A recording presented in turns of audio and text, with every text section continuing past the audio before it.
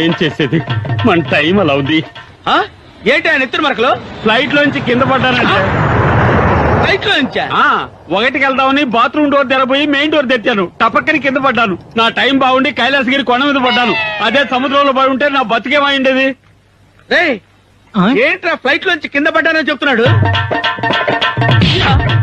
అరే పట్టడా, ఏంట్రా మెడ మీద రక్తం అయింది? రైలు పట్టాల మీద తలపెట్టి పడుకున్నాను బాబు. 4-5 రైళ్లు నా మెడ మీద నుంచి వెళ్ళిపోయా. రైళ్ళ?